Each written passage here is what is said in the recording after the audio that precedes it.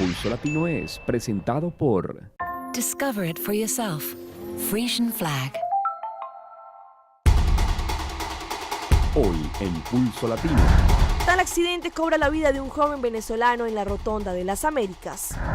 El Parlamento de Aruba quiere más claridad sobre la posición del gobierno frente al acuerdo firmado con Holanda. En Venezuela continúa la escasez en los productos de primera necesidad. La carrera Gillette 5K abrió sus inscripciones para quienes quieran participar. Esto es Pulso Latino con Alejandra Forero. Hola, bienvenidos a una emisión más de Pulso Latino. Gracias por su sintonía. Soy Alejandra Forero y damos inicio a nuestra emisión con noticias locales. Empezamos con la trágica noticia de un accidente de tránsito que se registró esta madrugada a la altura de la Rotonda de las Américas. Allí un joven de 28 años de nacionalidad venezolana perdió la vida al parecer debido a la alta velocidad con la que iba conduciendo su vehículo. Esta madrugada, cerca de las 4 de la mañana, la central de la policía recibió un llamado y fue notificado que un accidente bastante pesado se llevaba a cabo en la Rotonda de las Américas. La patrulla de Orangestad fue enviada a el sitio de inmediato y constató el fuerte accidente. Se trató de un auto, un Yaris blanco, con placas A53695, con bastantes daños materiales. El conductor se bajó del camino y se dio contra un borchi de tráfico. El conductor no daba señales de vida en un principio. De inmediato se movilizaron todas las autoridades competentes al sitio, entre otros su fiscal de guarda, el departamento de tráfico, ambulancia, etc. Y la investigación empezó. Con la ayuda de los bomberos se logró sacar a la víctima del auto. Cerca de las 4:45 de la madrugada, el doctor Lin constató la muerte del señor Frank Alfonso Riccioli, un joven venezolano de 28 años de edad, quien hacía poco se había radicado en Aruba. Probablemente la alta velocidad jugaría un rol importante en este accidente, ya que venía con la batería del auto en cuestión de más o menos 30 metros fuera del lugar. El Departamento de Tráfico está haciendo una investigación necesaria para establecer con seguridad cuál fue el motivo exacto de este fatal accidente. Atención, que la presidenta del Parlamento le pidió al gobierno de Aruba dar claridad sobre el acuerdo que fue firmado este fin de semana entre Holanda y Aruba. La intención es que durante lo que queda de semana el gobierno le informe al Parlamento cuál va a ser su posición frente a las recomendaciones hechas por el CFT y también dar claridad sobre el nuevo protocolo recientemente firmado. El Parlamento de Aruba quiere claridad de parte del gobierno sobre el CFT. Más seguro es que si el gobierno tiene pensado aplicar los consejos que este departamento le dio sobre el presupuesto para el 2015. En una carta enviada de la presidenta del Parlamento, Marisol López Trump, esta semana, ella le dijo al gobierno que tienen hasta este fin de semana para avisar cuál es su intención referente a los consejos del CFT. Y el Parlamento quiere saber en el marco de este acuerdo o protocolo que recién fue firmado. El Parlamento sale desde el punto de vista, según la carta, que comenzó con el tratamiento del presupuesto 2015 y la relación reciente del CFT sobre el 10 de abril pasado, que nota que aún el gobierno no ha aplicado los cambios que ellos sugieren según la fecha del 29 de diciembre del 2014 y el último protocolo firmado el sábado pasado, el 2 de mayo, y todas las cosas podrían jugar un rol importante en el presupuesto y por esta razón como tal el Parlamento deberá tener una urgente claridad. Y durante las reuniones que se han venido desarrollando en el Parlamento para darle tratamiento a cada cartera, esta semana le tocó el turno al ministro de Labor, Juventud y Asuntos Sociales, Paul Cruz. Durante su discurso, el mandatario habló de diferentes tópicos de relevancia, pero seguramente uno que recibió gran atención por parte de todo el Parlamento fue la situación con los permisos de trabajo y el Departamento de Labor. Durante esta semana, el ministro de Labor, Asuntos Sociales y de Juventud, Paul Cruz, estuvo en la sala del Parlamento para darle tratamiento al presupuesto de sus carteras. El mandatario habló de diferentes tópicos importantes para la comunidad, tales como la parte social en donde se habla de abusos, adicciones, divorcios y otras situaciones que afectan las familias de Aruba. En su discurso tuvo tiempo para tocar un tema importante, los permisos de trabajo en Aruba. Allí la oposición le dirigió diferentes preguntas referentes al tema, tales como la adquisición del primer permiso laboral para un extranjero, los cupos de trabajo, etc.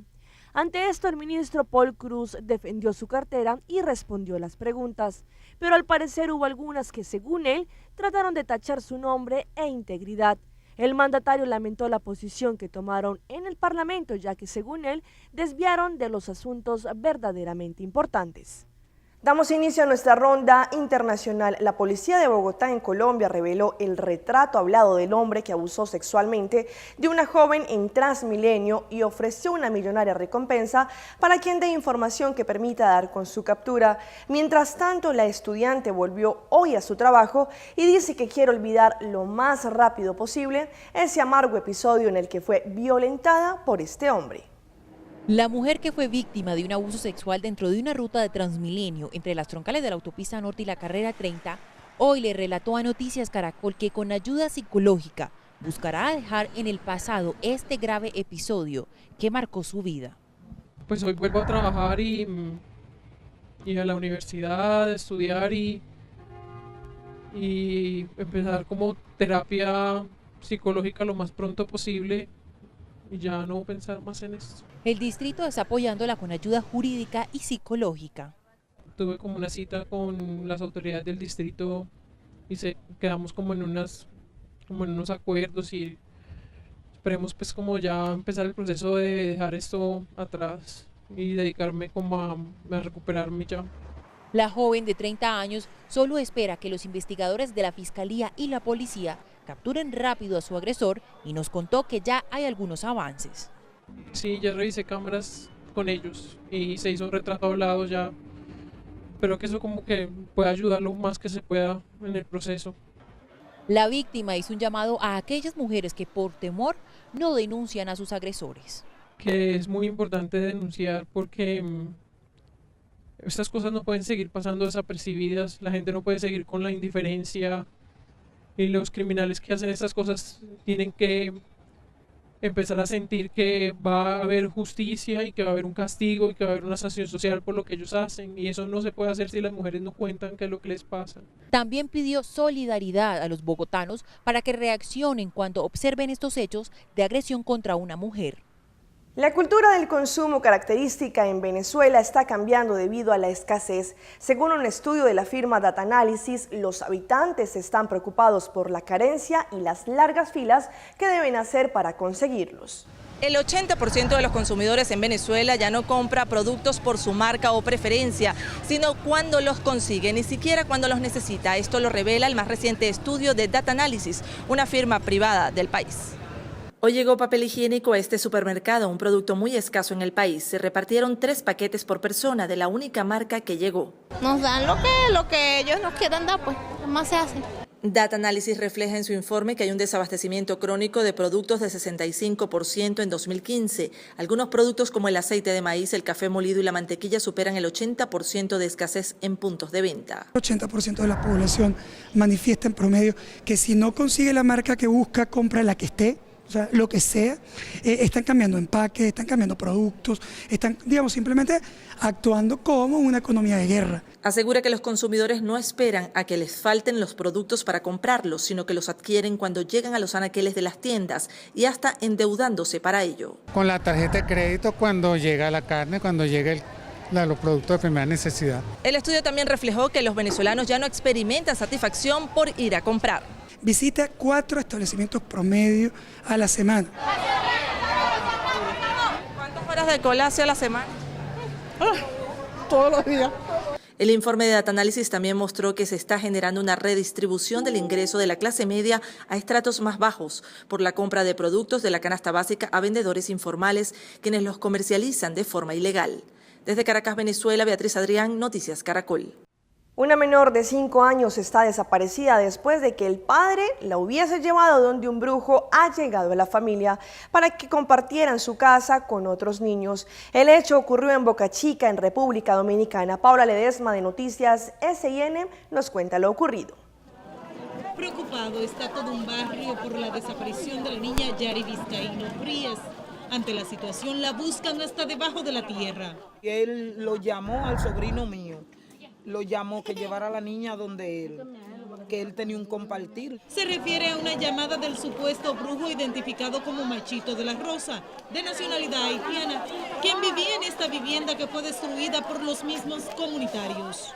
Yo oí la niña parece que la estaba tocando, porque la niña decía, papá, ven, papá, ven. Esta señora es la persona que vive más cerca de De la Rosa, sobre quien asegura pesan varios hechos delictivos. Violó a una muchacha y mató casi al hombre. Por este hecho están detenidos la abuela de la niña, Fiordalisa Mateo, porque alegadamente a través de ella el brujo se relacionó con la niña. También su padre Luis Vizcaíno, la esposa del brujo, quien habría buscado la menor con insistencia en su casa, y el brujo conocido además como Macho. Esta comunidad espera que la pequeña Vizcaíno Frías aparezca y que los presuntos responsables de su desaparición no sean puestos en libertad, porque de lo contrario advierten con hacer justicia con sus propias manos. Paola Ledesma, Noticias SIN. Cambiando de tema, la fidelidad de las mascotas no tiene límites. En la siguiente nota veremos cómo una perrita cuida a una niña de 4 años luego de que ésta se perdiera por las calles de Huancayo, en el Perú. Bien dicen que el perro es el mejor amigo del hombre. En este caso lo fue para esta niña de solo 4 años que llevaba horas perdida por la avenida Próceres de la ciudad de Huancayo. Es así que Perla no dejó ni por un segundo a su pequeña dueña, protegiéndola de cualquier peligro. Fueron vecinos de la zona quienes alertaron a un policía que se encontraba patrullando sobre el hallazgo de la menor. Sí, su perrito es. Como si fuera su propia madre, la pequeña se aferraba a la perrita mientras rompió en llanto al no encontrar a sus familiares.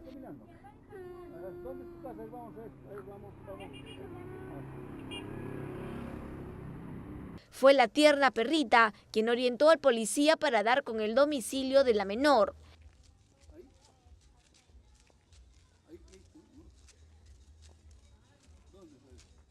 Al parecer, la niña salió en un descuido de sus padres, quienes se encontraban trabajando.